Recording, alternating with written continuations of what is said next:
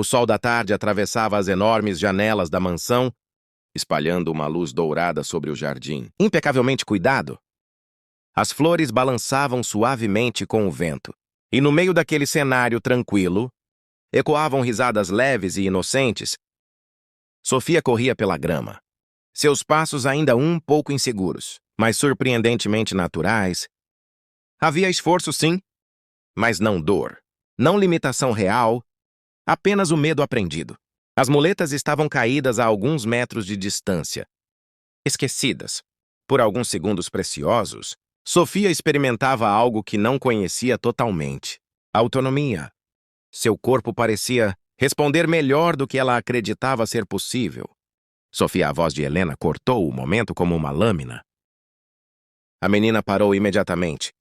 Seu corpo enrijeceu antes mesmo de se virar. O sorriso desapareceu, substituído por uma expressão de culpa. Uma reação automática, condicionada.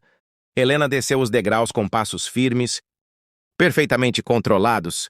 Sua aparência era impecável, mas seus olhos carregavam algo mais profundo. Controle. Não era apenas preocupação materna, era domínio. Quantas vezes eu disse que você não pode andar sem as muletas? Disse ela, colocando-as com firmeza nas mãos da filha. Sofia segurou as muletas devagar, como se estivesse aceitando uma regra invisível. Mas mamãe, eu consigo tentar. Sua voz falhou. Helena se inclinou levemente, olhando direto nos olhos da menina. Não se trata do que você acha. Se trata do que é seguro. Crianças como você precisam de ajuda. A frase ficou no ar. Crianças como você. Na porta, Ricardo observava em silêncio. Inicialmente, aquilo parecia apenas excesso de proteção, mas algo começou a incomodá-lo. Não nas palavras em si, mas na forma como Sofia reagia a elas. Ela não parecia apenas obediente. Parecia condicionada. Ele se aproximou lentamente de Helena. Talvez ela devesse tentar um pouco sozinha. Não interrompeu. Ela seca. Você não entende? Ricardo franziu a testa. Então me explica. Por um segundo, Helena hesitou. Foi rápido, quase imperceptível, mas suficiente. O médico já explicou tudo. Respondeu ela. Ela tem limitações. Ricardo cruzou os braços, pensativo. Que limitações? Exatamente. Helena desviou o olhar por um instante. Motoras. A resposta foi vaga, genérica demais. Ricardo voltou seu olhar para Sofia. Ele analisou a postura dela, o equilíbrio, a forma como ela havia parado. Não havia tremores significativos, nem sinais claros de fraqueza severa. Aquilo não batia com o que ele conhecia sobre limitações motoras reais. Ele se ajoelhou diante da filha, suavizando o tom. Sofia, quando você estava correndo, doeu. Ela hesitou. Seus olhos rapidamente buscaram Helena. Um reflexo claro de medo ou necessidade de aprovação. Responde, disse Ricardo gentilmente. Não sussurrou ela. Helena respirou fundo, claramente irritada. Crianças não sabem avaliar dor corretamente. Ricardo ignorou o comentário. Sua mente agora estava ativa, conectando padrões. Ele lembrava de algo que havia lido tempos atrás, sobre condicionamento psicológico infantil. Quando uma criança começa a acreditar em limitações que não possui, simplesmente porque uma figura de autoridade reforça isso repetidamente. Aquilo podia gerar medo real, sintomas reais, até dependência. Ele olhou novamente para a Sofia. Você tem medo de andar sem as muletas? Perguntou. A menina demorou alguns segundos. Tenho, respondeu com sinceridade. Mas você caiu agora há pouco, não?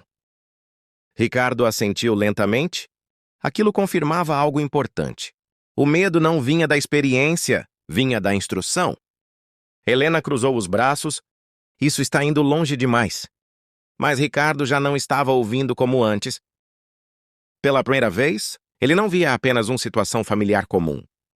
Via um possível padrão de manipulação sutil. Silencioso, perigoso. Ele se levantou devagar, olhando para as muletas nas mãos da filha. Naquele momento, uma ideia inquietante tomou forma. E se Sofia nunca tivesse realmente precisado delas? E se o maior obstáculo dela não fosse físico? O jardim continuava calmo, o vento suave, as flores intactas. Mas dentro daquela casa, uma verdade começava a se mover lenta, invisível e prestes a mudar tudo. A casa estava silenciosa naquela noite, mas não era um silêncio de paz, era pesado, carregado de tensão. As luzes da sala iluminavam parcialmente o ambiente, criando sombras longas que pareciam esconder verdades incômodas. Helena estava sentada no sofá, elegante como sempre, folheando uma revista como se nada estivesse fora do lugar. A porta se abriu. Ricardo entrou com passos firmes, o rosto sério, os olhos diferentes, mais atentos, mais frios. Em suas mãos, ele carregava uma pasta. Precisamos conversar. Helena levantou os olhos lentamente, sem pressa. Sobre o que? Sem responder imediatamente, Ricardo colocou a pasta sobre a mesa de centro. O som seco ecoou no ambiente. Ele a abriu e deslizou alguns papéis na direção dela. Sobre isso, Helena observou os documentos. Seus olhos percorreram cada linha com calma, mas, por um breve instante, sua expressão vacilou. Foi rápido, quase imperceptível, mas Ricardo percebeu. Outro médico, disse ela, fechando a pasta com um leve sorriso. Você sabe que opiniões podem variar. Ricardo deu um passo à frente. Não quando são baseadas em exames completos. Ele foi claro, Sofia não tem nenhuma limitação motora. O silêncio caiu entre eles. Helena apoiou a revista ao lado e se levantou devagar, cruzando os braços. E daí? A resposta foi como um choque. E daí, repetiu Ricardo, incrédulo, você fez nossa filha acreditar que ela não consegue andar. Helena suspirou, como se estivesse cansada de explicar algo óbvio. Eu fiz o que era necessário.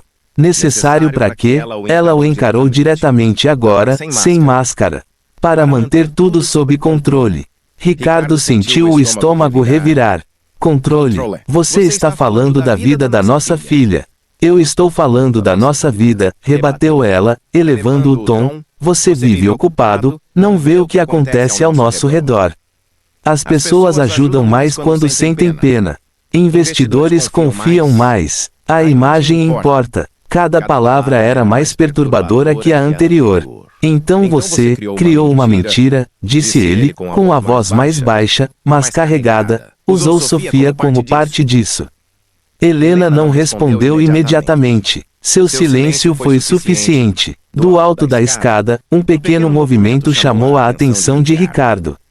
Sofia estava ali, parada, segurando o corrimão, os olhos cheios de lágrimas. Ela tinha ouvido tudo. Sofia, disse ele, suavizando o tom na mesma hora. Ela desceu devagar, ainda com as muletas, como se agora elas pesassem mais do que nunca.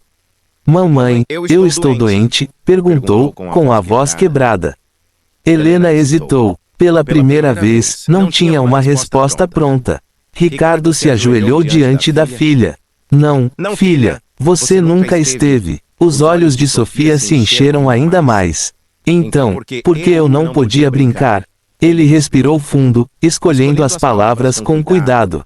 Porque às vezes, adultos cometem erros. Mesmo os maiores. Ele segurou as muletas com delicadeza e as afastou lentamente. Mas isso acabou agora. Sofia olhou para o pai, insegura. Eu posso tentar? Pode. Ela deu um passo, depois outro. O medo ainda estava ali, mas algo novo surgia junto, confiança. Cada movimento parecia quebrar uma corrente invisível. Helena observava em silêncio, imóvel, enquanto a verdade se desenrolava diante dela. Sofia então começou a andar com mais firmeza e, de repente, sorriu. Um sorriso verdadeiro, livre. Ricardo se levantou, olhando para Helena. Acabou, disse ele, firme. Desta vez, não havia dúvida. Nem controle, nem mentira que pudesse sustentar aquilo novamente. No meio daquele silêncio pesado, o som leve dos passos de Sofia ecoava pela casa. Era o som da verdade.